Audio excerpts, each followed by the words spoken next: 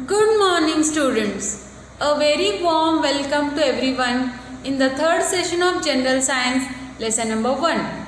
In the last session, we have studied adaptation in aquatic plants. Let us start this session with adaptation in desert plants. Look at the plants shown on the screen.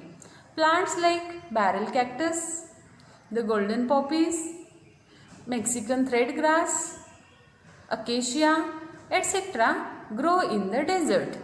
These plants are adapted to the hot and dry climate of the desert. Let us study adaptation in desert plants with reference to cactus.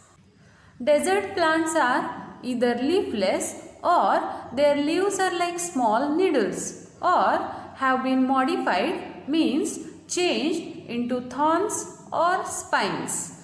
These thorns protect the cactus from predators, that is, animals that would like to eat the cactus to obtain food.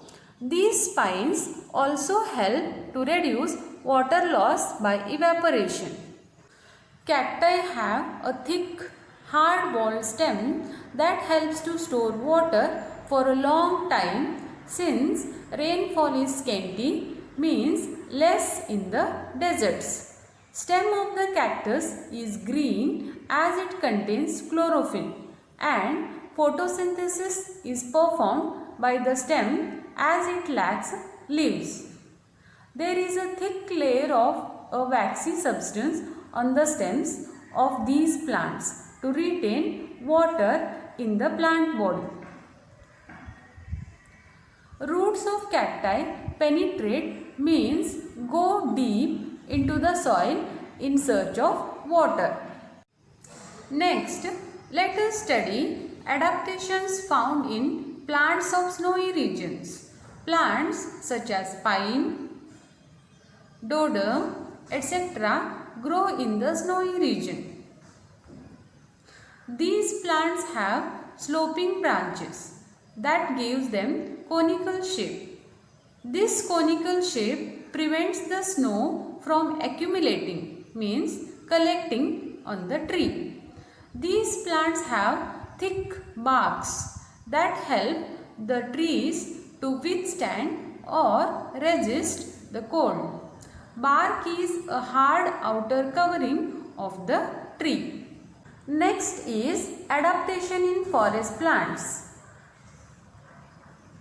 Diverse types of plants grow in the forest. They include huge trees, shrubs, means woody plants that are smaller than trees, and herbs. Herbs are small, leafy, green plants. These plants compete amongst themselves for sunlight. Therefore, trees grow tall to get sunlight.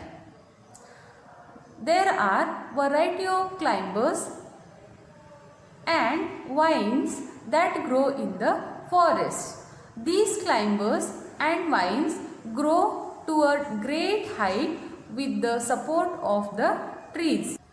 Climbers produce spring-like structures called as tendrils on the stem to get support from the trees. Formation of tendrils is an adaptation seen in the climbers.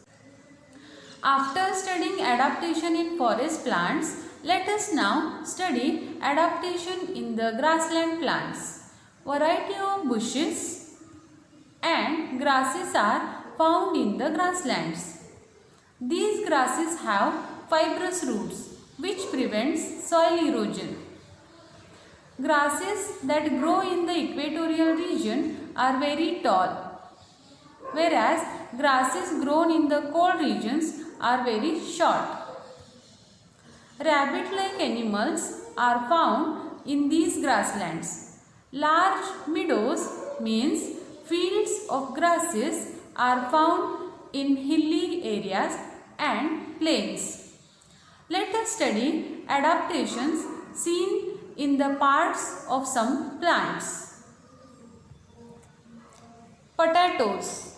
Potatoes are modified stems called as tubers which grow on short branches called stolons from the lower parts of the potato plant.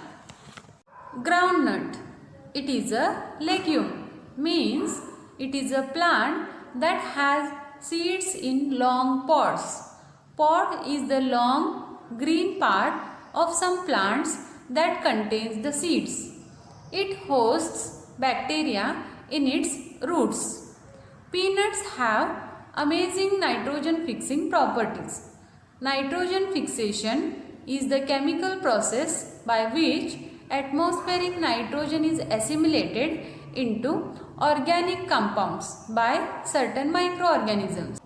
Yam. Yam plant is a wild plant that grows in the forest. These plants have the ability to sense gravity and light, which results in the upward growth of the stem. These plants have adapted to transfer sugars from photosynthesis and waters from roots via vascular tissues. Vascular tissue is a tissue that transports water, minerals and sugars to different parts of the plant. The next plant is water hyacinth. It grows in water. It has a hollow bulbous stem below each leaf. Bulbous means fat and round. This helps the plant to float, keeping the leaves and flowers above the water so they don't rot. It reproduces through stolons. Stolons are swollen leaf stalks which are hollow and filled with air. Aloe. Aloes have adapted to habitats with low water availability by using their tissues to store large volume of water. The leaf cuticle is thick and covered with a layer of wax which prevents loss of water. Roots grow deep into the soil in search of water. The next plant is carrot. Carrot is a root vegetable that grows low into the ground. The orange part that we mainly eat is called the taproot, but the stem is thicker and lacks lateral roots. Onion bulb.